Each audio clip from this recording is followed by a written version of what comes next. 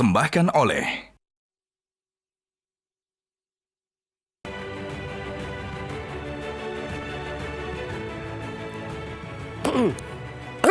Selamat malam para pemirsa, ketemu lagi di Hot Room dengan saya Hotman Paris.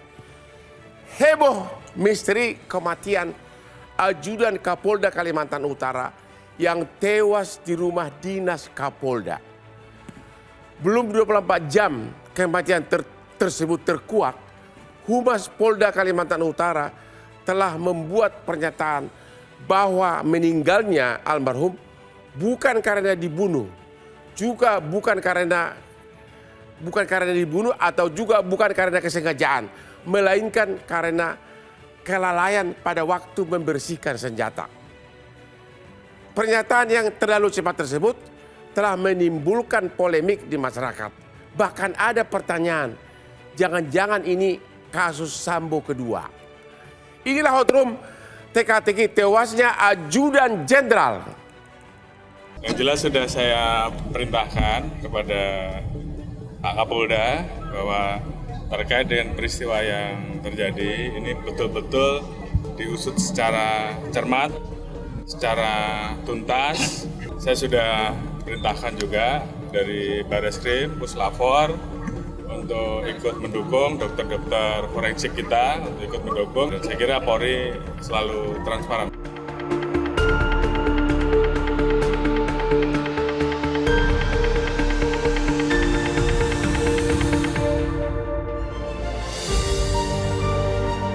Berita kematian seorang anggota BRIMOB berpangkat Brigadir Polisi di rumah dinas Kapolda Kalimantan Utara meninggalkan tanda tanya bagi publik. Sepucuk senjata api tergeletak di tempat jenazah ditemukan dalam kamar rumah dinas sang jenderal. Humas Polda Kalimantan Utara, Kombes Pol Budi Rahmat menyatakan, Brigpol Setia Herlambang tewas akibat kelalaian saat memegang senjata api. Kapolri Jenderal Listio Sigit Prabowo memberikan perintah agar peristiwa ini diusut secara cermat dan tuntas dengan memanfaatkan Crime Scientific Investigation untuk mendapatkan hasil akhir yang bisa dipertanggungjawabkan secara ilmiah. Publik perlu diterangkan, apakah mungkin seorang brigadir polisi masih lalai menguasai senjata api? Lalu mengapa pada jam dinas, seorang pengawal pribadi masih ada di kediaman sang jenderal? Tragedi ini seperti terulang kembali. Sebuah peristiwa yang menjadi teka-teki atas tewasnya Ajudan Jenderal. Kesuksesan Hotman dalam berdebat dan diskusi semuanya berkat khasiat dari kopi luwak white coffee, kopi terbaik. Inilah yang membuat lawan-lawan debat Hotman selalu kalah berdebat. Aduh, Pak Susno cemburu nih saking enaknya white coffee saya ini. Pak Budi, Kabid Humas Polda Kalimantan Utara. Bisa Pak Budi jelaskan perkembangan terakhir, terutama ada temuan nggak? Temuan baru tentang penyebab kematian almarhum. Pak Budi, dengar Pak? Dengar. Selamat malam Bang Hotman, selamat malam pemirsa di manapun berada. Yang saya hormati senior kami, Bapak Komjen Pol Purnawirawan Susno Haji, kemudian lawyer, Bapak pengacara dari keluarga korban, Bapak Aryas Adi Suyanto, kemudian pengamat kepolisian, Bapak Bambang Rukminto, Kriminolog UI, Bapak Mustafa, dan Komisi 3, Bapak Taufik Basari. Jadi sebelumnya kami meluruskan terkait dugaan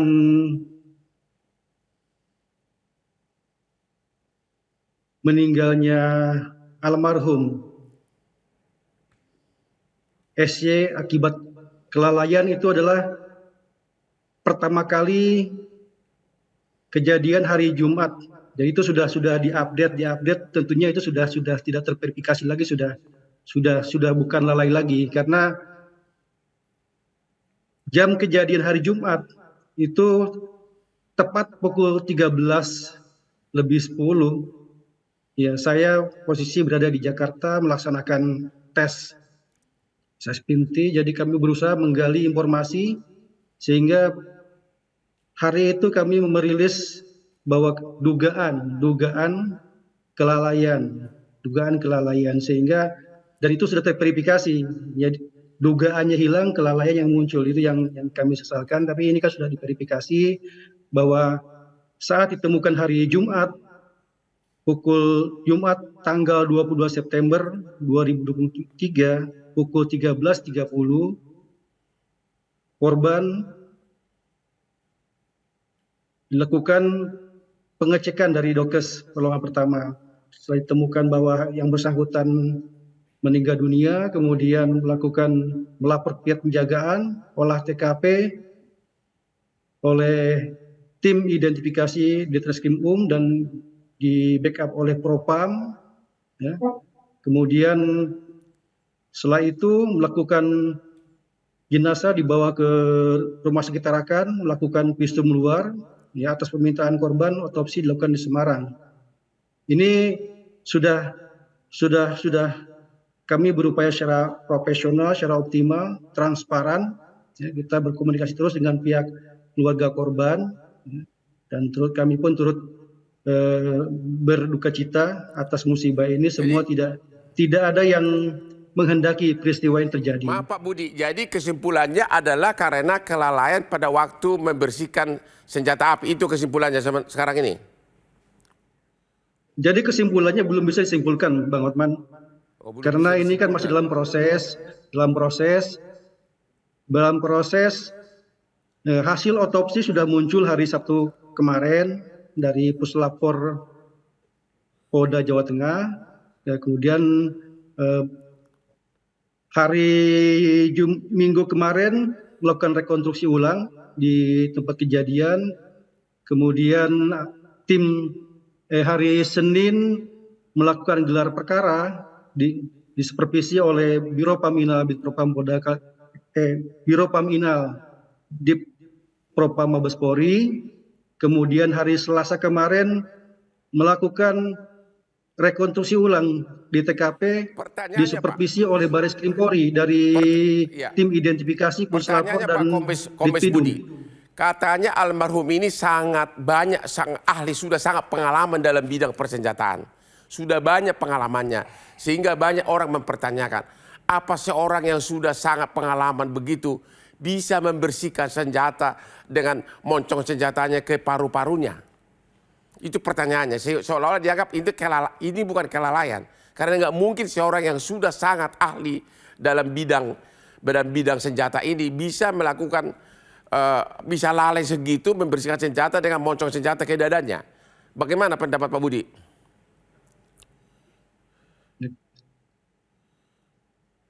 Terus terang Bang, kami belum bisa menyimpulkan tentang penyebab kematian korban SH ini. Tentunya ini masih berproses Bang. Jadi kami sudah berupaya semaksimal mungkin, apalagi sudah disupervisi, diasistensi oleh Baris Krim Polri dari tim identifikasi Puslapor dan Pidum, kemudian juga dari Biro Paminal di Propam Mabes Polri. Terima kasih Pak. Kalau gitu kita beralih ke Pak Aryas Adi, pengacara dari keluarga korban. Pak Aryas Adi, apa tanggapan Anda penyebab kematian almarhum? Ya, selamat malam Bang. Ya memang dari keluarga sampai saat ini masih berduka Bang. Karena ini tadi sore adalah malam 7 hari atas meninggalnya almarhum Brigadir SH, sehingga keluarga masih berduka sampai saat ini. Apakah namun keluarga demikian, Bang, ada di tubuh almarhum ada nggak keanehan, misalnya bajunya robek, ada bekas luka atau apa? Ada nggak dilakukan pengecekan oleh keluarga? ada beberapa pertanyaan Bang yang keluarga ini belum yaitu apa? dapatkan karena dari kemarin waktu hari Jumat hari Sabtu Bang, otopsi itu selain dada kiri tembus ke punggung, kemudian di tangan ini ada lebam Bang, di tangan kanan ada lebam, kemudian di kaki ada luka. juga ada lebam. Nah, sebentar dulu, di tangan kanan ada luka. Luka lebam. Kayak bekas benda tumpul begitu Bang. Oke, itu satu. Kaki sebelah kiri. Yang lain? Sama di tangan sebelah kanan Bang. Jadi ada berapa bekas luka lebam? Ada berapa tempat di badannya? Yang lebam hanya ada di tangan sebelah kanan sama di kaki sebelah kiri Bang. Dan menurut keluarga itu kelihatan itu bekas benda tumpul? Iya, tentu keluarga tidak bisa menyimpulkan, yang pasti itu ada lebam. Yang, kalau gitu saya cepat beralih ke Pak Kombes Budi. Apakah Kombes Budi Humas Polda Kaltara meyakinkan bahwa memang ada lebam di dua tempat di badan korban? Bang Hotman, jadi ini ranah dari ahli yang melakukan otopsi. Tentunya ini bukan ranah kami untuk menyampaikan itu, bahwa kami berupaya seoptimal mungkin, seobjektif mungkin, transparan, kita kooperatif terus dengan keluarga korban, Brigadir HS.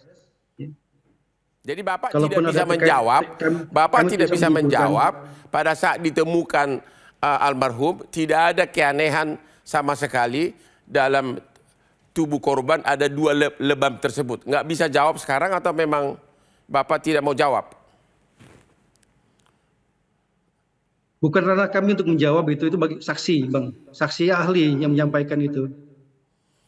Tapi waktu ditemukan, masa nggak ada misalnya sebagai semuanya ahli, semua sebagai penyidik pasti tahu dong kalau orang di tubuhnya itu ada keanehan, dia pasti tahu dong.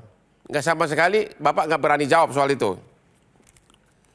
Jadi ini Bang, belum kami sampaikan terkait masalah pada saat gelar perkara itu ada rekaman CCTV. Saya sendiri menyaksikan rekaman CCTV itu, ada 2 rekaman CCTV yang menggambarkan aktivitas korban sebelum meninggal dan setelah meninggal. 2 CCTV. Tapi kan bukan di kamar dia tertembak kan? Ya, itu masalahnya di dalam ruangan kamar itu hanya sendiri. Jadi hanya si korban sendiri, tidak ada orang lain. Oke, kita harus istirahat dulu. Ketemu lagi setelah yang berikut ini. Tetap di Hot Room.